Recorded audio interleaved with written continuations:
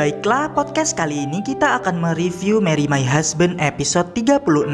Di awal panel kita diperlihatkan konferensi pers yang menyoroti Park Min Hwan dan juga Jung So Min.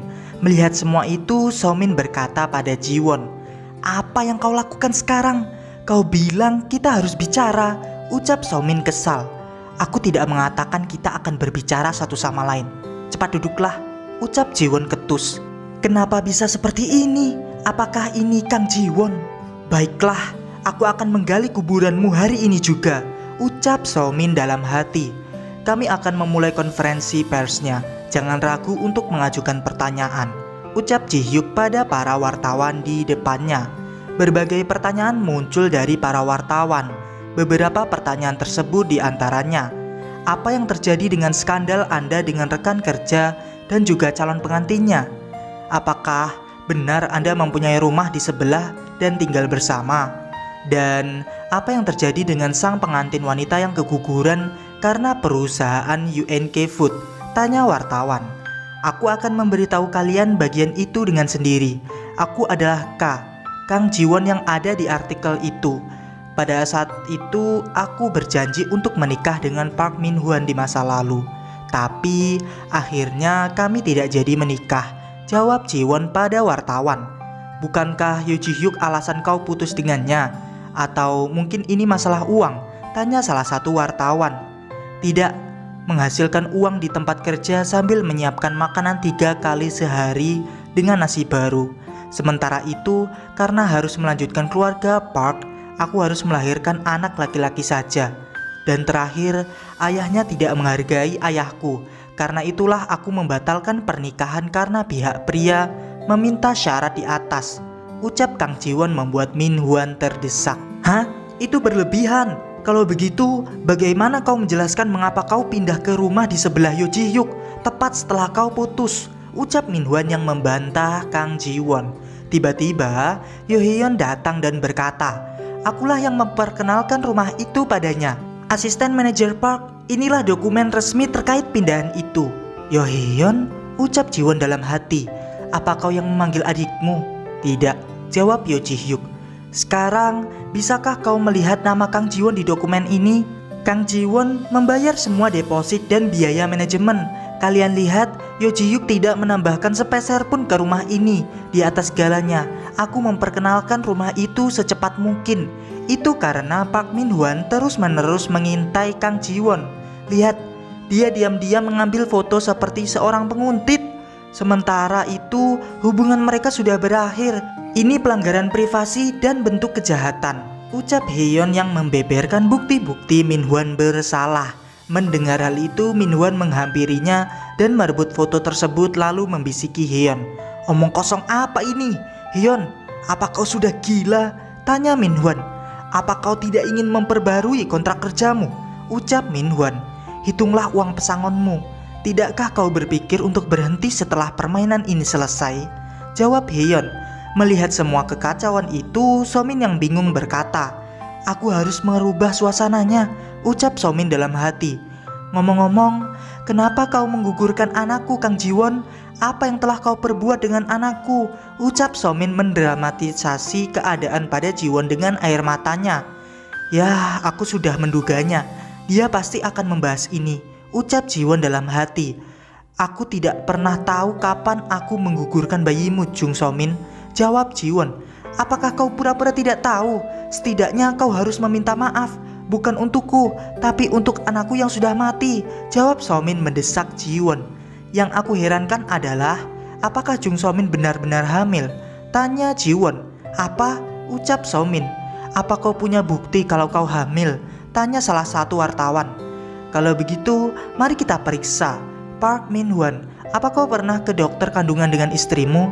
tanya Ji Won membuat Min Hwan tak bisa berkata-kata. "Aku pergi ke rumah sakit sendirian karena Opa memiliki waktu yang sulit dengan kerjaannya," jawab So Min.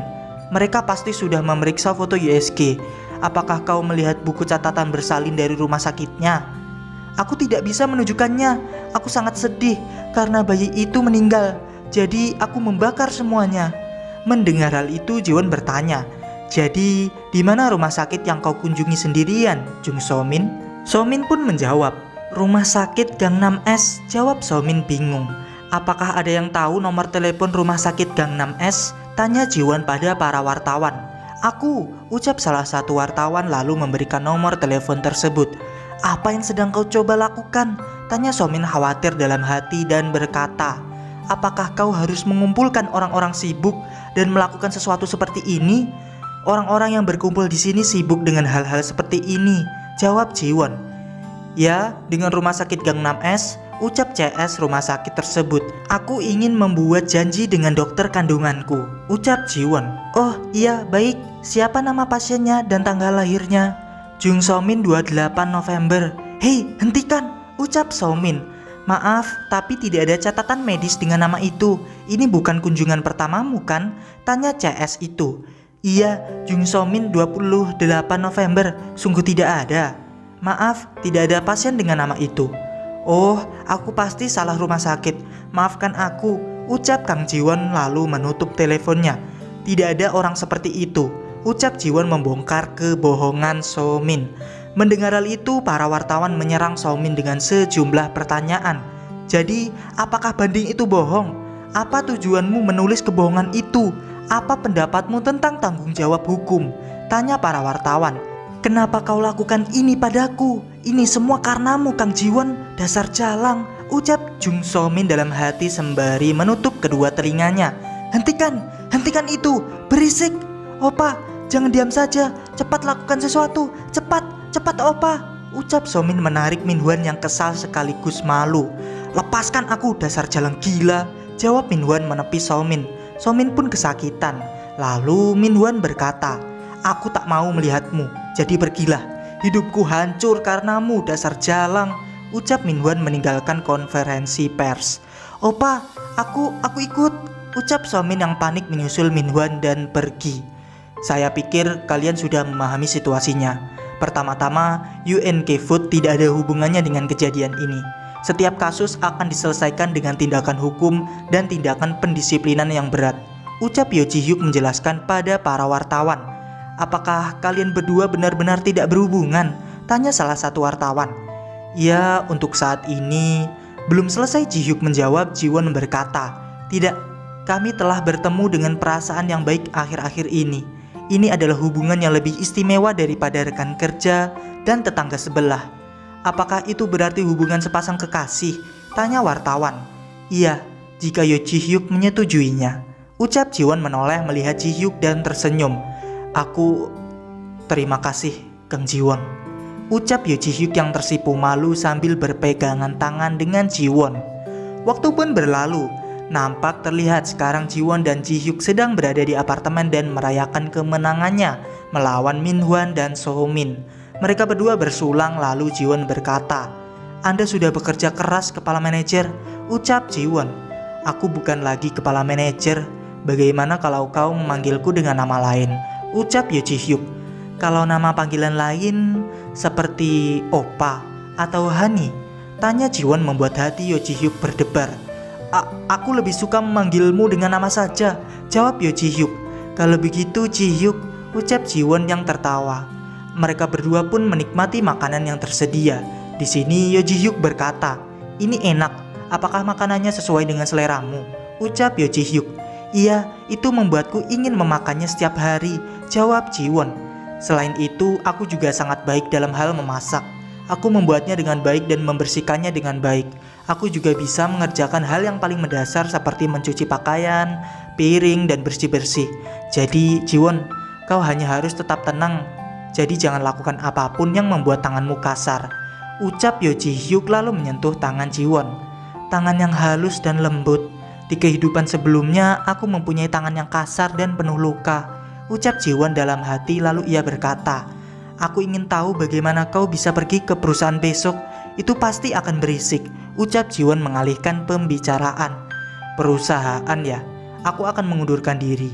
Toh aku memang berencana untuk meninggalkan kantor.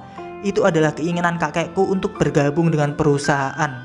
Jadi aku tidak ingin mewarisi UNK Food. Perusahaanku adalah GN yang sekarang beroperasi dan aku jalankan sekarang, ucap Ji Hyuk. GN? Tanya Jiwon yang bingung. Itu perusahaan pengawal yang aku dirikan. Shinwo, dia juga salah satu karyawan di GN. Perusahaan itu memberikan keamanan untuk perusahaan-perusahaan besar, mall, komplek, atau gedung lainnya. Sekarang aku akan fokus dengan perusahaanku, ucap Yo Ji-hyuk menjelaskan. Dari seorang kepala manajer sampai seorang pengusaha bisnis pribadi, dia benar-benar orang yang hebat. Akhirnya dia berhenti bekerja sama seperti 10 tahun yang lalu, ucap Jiwon dalam hati sambil memandangi Yo Ji-hyuk. Butuh waktu 3 bulan untuk mengambil alih penggantinya. Mungkin apa kau sedih jika kita tidak bertemu di kantor? Tanya Yo Ji-hyuk. Iya, bagaimana jika ada wanita lain yang mengincar Ji-hyuk selagi aku tidak ada? Tanya Jiwon mendekatkan wajahnya pada Ji-hyuk. Tiba-tiba Yo Ji-hyuk mencium Jiwon dan berkata, itu tidak mungkin.